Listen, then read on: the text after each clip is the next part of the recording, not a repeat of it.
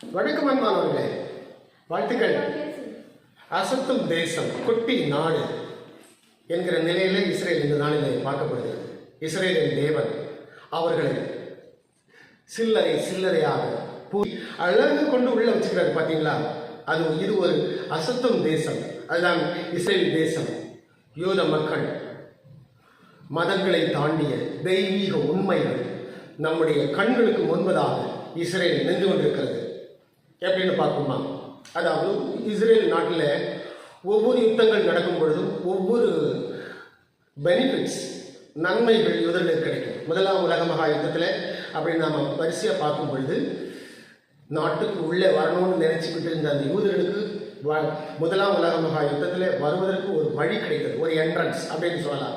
இரண்டாம் உலக மகா யுத்தம் முடிந்த பிறகு அவர்களுக்கு நாடு கிடைத்தது. 1948 மே மாதம் 14 பிரிட்டனுடைய தலைமையில் பிரிட்டனால் ஐநா சபையில் பரிந்துரை செய்யப்பட்டு ஓட்டெடுப்பு நடத்தி அழகான ஒரு நாடை அவர்கள் பெற்றுக்கொண்டார்கள். பார்த்தீங்களா?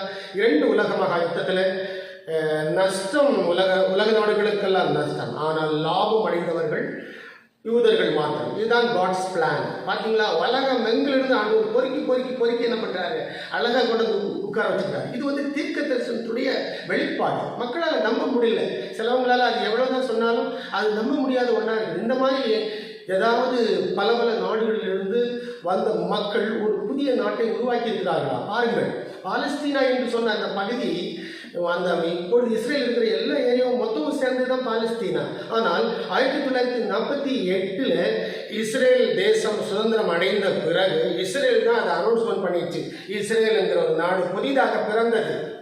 அத்திமரம் துளிர் விட்டது என்று சொல்லி பைபிள் வரும். அத்திமரம் என்பது யூதர்களை குறிக்கும், யூத நாட்டை குறிக்கும். அத்திமரம் துளிர் விடும் அப்படின்னு அந்த தீர்க்க தரிசனம், அது கிறிஸ்துவால் சொல்லப்பட்ட தீர்க்க தரிசனம். ஆக 2 உலக மகா யுத்தத்தில் யூதர்களுக்கு நன்மை கிடைக்குதா? அந்த சுதந்திரம் வாங்கின மறுநாளே 1948 மே மாதம் 15 அடுத்த யுத்தம்.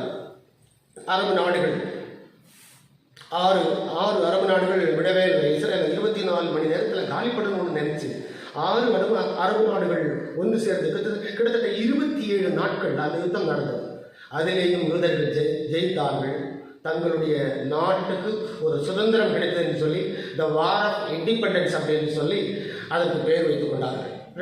அடுத்த ரெண்டாவது யுத்தம் பாருங்க. நான் சொல்றது 1-2 உலக மகா யுத்தம் முடிந்ததுக்கு அப்புறம் அடுத்து நடக்கிற யுத்தங்கள். அப்போ த வார் ஆஃப் இண்டிபெண்டன்ஸ் அப்படின்னு சொல்லி அதுக்கு பேர் வச்சாங்க. அடுத்து தொடர்ந்து ஒரு 2 வருஷத்துலேயே அடுத்த யுத்தம் பாருங்க. அடுத்த யுத்தம் சீனாய் தீபகற்பத்துக்காக அப்படி ஒரு யுத்தம் நடந்துச்சு. 3வது யுத்தம் தான் ரொம்ப பிரபலமான ஒரு யுத்தம். ஆண்டவர் அவர்களுக்கு இன்னும் அதிகமான பார்டர்ஸ், எல்லைகளை விரிவாக்கி கொடுத்த ஒரு யுத்தம். அது 6 நாள் யுத்தம். இந்த 6 நாள் யுத்தம் ஏன் உண்டானதுன்னு சொன்னால்,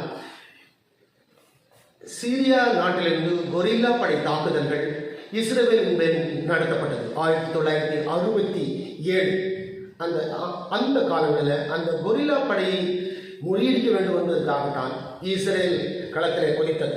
ஆக சீரியாவுக்கு எதிராக களமிறங்கும் போது மற்ற நாடுகள் எல்லாம் சேர்ந்து கொண்டது. அது ஒரு 6 நாள் யுத்தமாக மாறினது. இஸ்ரேல் என்கிற ஒரு தேசத்தை அங்கே உருவாக்குனது அவங்களுக்கு பிடிக்கல. ஐநா சபைக்கு உருவாக்கிச்ச பிரிட்டன் இந்த மாதிரி உருவாக்கி கொடுத்துச்சு அப்படிங்கிறது அவங்களுக்கு பிடிக்காம போச்சு. இந்த 2 ரீசன் தான் மெயின் காரணமாக அமைந்தது. பிரியமானவர்களே, கிபி 70 அவர்கள் நாட்டை விட்டு போகும் பொழுது கமிங் பேக் டுமாரோ என்று சொல்லி தான் அவர்கள் என்ன செய்தார்கள், கடந்து சென்றார்கள். கமிங் பேக் டுமாரோ என்று சொல்லி கடந்து சென்றார்கள். அதே மாதிரி அவர்கள் 1948 திரும்ப வந்தார்கள்.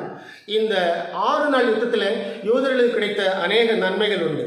அந்த ஈஸ்ட் ஜெருசலேம் என்கிற அந்த பகுதியை அவர்கள் ஒரு சில பகுதியை இணைத்து கொண்டார்கள், தங்களுடைய நாட்டோடு கூட இணைத்து கொண்டார்கள். 2வது ஒரு விஷயம் என்னவென்று சொன்னால், சீனாய் பெனின்சுலா பகுதியை இன்னும் கொஞ்சம் அதிகமாக யூதர்கள் பிடித்துக் கொண்டார்கள்.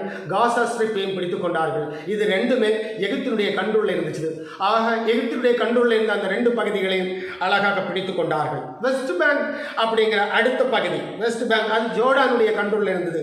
அதையும் அவர்கள் பிடித்துக் கொண்டார்கள். நான்காவது ஒரு விஷயம், கோலன் ஹைட்ஸ் என்கிற அந்த பகுதி சீரியாவில் இருந்துச்சு. சீரியாவுக்குரிய அந்த கோலன்ஸ் பகுதிகளையும் பிடித்துக் கொண்டார்கள். இப்படி 4 பெனிஃபிட்ஸ். இந்த நான்கு பகுதிகளையும் பிடித்துக் கொண்டபடினாலே அப்பொழுதே 1967 ஐநா சபை தீர்மானம் போட்டது. இஸ்ரேல் எந்தெந்த இடங்களில் பிடித்துக் கொண்டதோ அன்றைக்கு திரும்ப கொடுக்க வேண்டும் என்று சொல்லி ஐநா சபையில் அப்பவும் தீர்மானம் எல்லாம் போட்டாங்க தெரியுமா. அந்த தீர்மானம் UN ரெசல்யூஷன் 242 398 அதில் இருக்கும் 1967. ஆக ஜோர்டான் பகுதி, அந்த ஜோர்டானுக்கிட்ட இருந்த அந்த வெஸ்டர்ன் வால் சாலமன் நாட்களிலிருந்து கிட்டத்தட்ட 40 அடி ஆழத்தில் பேஸ்மெண்ட் போடப்பட்டு கட்டப்பட்ட ஒரு செவர் தான் அந்த செவர்.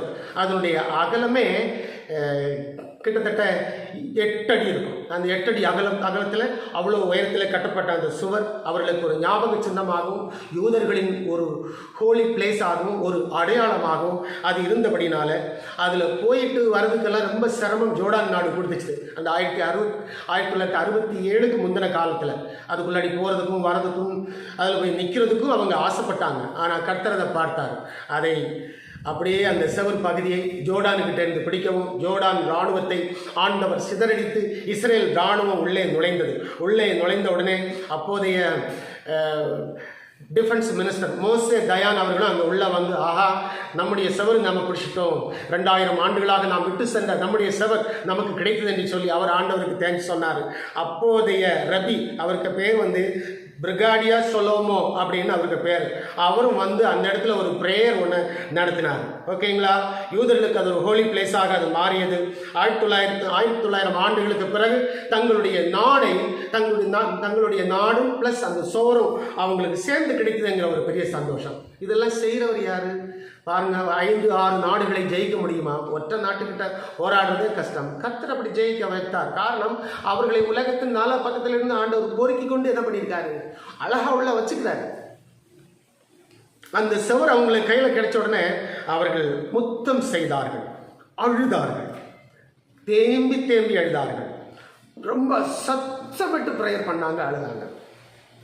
அப்படியே அந்த செவர் பக்கத்தில் படுத்து உருண்டு புரண்டார்கள். இப்படி கர்த்தர் அந்த நாளில், அந்த 1967 அந்த சுவர் அதை கொடுத்தார். நீங்கள் உங்களுக்கு யாருக்காவது இந்த மாதிரி ஒரு அனுபவம் இருக்கா? யூதர்களுக்குரிய ஒரு அனுபவம் உங்களுக்கு யாருக்காவது இருக்கா பாருங்க. நமக்கு அந்த மாதிரி அனுபவங்கள் உண்டா? இல்லவே இல்லை. பார்த்தீங்களா, இதுதான் கர்த்தருடைய திட்டம், கர்த்தருடைய செயல். புதிதாக அவர்கள் வருகிறார்கள். 1900 ஆண்டுகளுக்கு பிறகு வருகிறபடினால அது ஒரு பெரிய கொண்டாட்டம், அது ஒரு பெரிய உற்சாகம். இந்த விஷயங்களை குறித்து என்ன சொல்லுகிறது? இப்போவும் இஸ்ரேலுக்கு எதிராக அமெரிக்கா கூட திரும்புகிறது இல்லையா? அரபு நாடுகளுக்கு ஆதரவாக அமெரிக்காவும் திரும்புகிறது. ஆல்ரெடி பெஞ்சமின் நெத்தன்யாகு அவர்கள் ஐநா சபையில் பேசும்பொழுது எல்லாருமே வெளிநடப்பு செய்தார்கள். இது ஒரு விஷயம். இப்போ ட்ரம்ப் இல்லை இஸ்ரேல் உடனடியாக காசாவில் போர் நிறுத்தம் செய்து நாங்கள் சொல்கிற மாதிரி கேட்கணும்னு சொல்லி அமெரிக்கா அவர் ஒரு தீர்மானத்தை 21 அம்ச தீர்மானத்தை அவர் கொண்டு வராரு. அதுக்கு முன்னாடி நீங்கள் பார்க்கும்போது 145 நாடுகள் இஸ்ரேலுக்கு எதிராக ஐநா சபையில் ஓட்டும் போட்டது. இப்படி 3 விஷயங்களை பார்க்கும் பொழுது உலக அரங்கிலிருந்து இஸ்ரேல் என்கிற நாடு, யூத மக்கள் தனிமைப்படுத்தப்பட்டு நிற்கிறார்கள். இது வரும், இது நடக்கும் அப்படிங்கிறது பைபிளில் தீர்க்க தரிசனம். பாருங்கள், நான் அந்த தீர்க்க தரிசனத்தை உங்களுக்கு சொல்கிறேன். சகரியா 8:13 இது கிமு 530 சொல்லப்பட்டது. யூதா வம்சத்தாரே, இஸ்ரேல் வம்சத்தாரே, நீங்கள் புறஜாதிகளுக்குள்ளே சாபமாய் இருந்தது போல. பார்த்தீங்களா, சாபம் என்கிறாங்க வேடு. புறஜாதிகளுக்குள்ளே அப்படின்னா எல்லா நாடுகளுக்குள்ளும் புறஜாதிகளுக்குள்ளே சாபமாய் இருந்தது போல ஆசீர்வாதமாக இருக்கும்படி. இனிமே அவங்களுக்கு ஆசீர்வாதம், இனிமே அவங்களுக்கு வெற்றி, இனிமே அவங்களுக்கு ஜெயம், ஆசீர்வாதமாக இருக்கும்படி நான் உங்களை ரட்சிப்பேன் அப்படிங்கிறாரு. பயப்படாதேங்கள், உங்கள் கைகள் திடப்பட கிடந்தது அப்படிங்கிறார். ஸோ இனிமேல் இந்த யுத்தம் எப்படி முடியும்னு பாருங்கள்.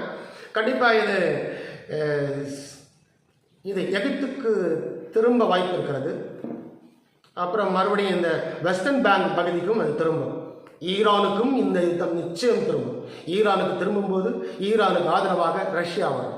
அப்போ ரஷ்யாவும் ஈரானும் கூட்டு சேர்ந்து எசேக்கியேல் 38-39 அதிகாரத்தில் சொல்லப்பட்டிருக்கிறது போல ரஷ்யா, ஈரான், மற்ற நாடுகள் எல்லாமே சேர்ந்து இஸ்ரவேல் மலைகளுக்கு எதிராக வருவாங்க.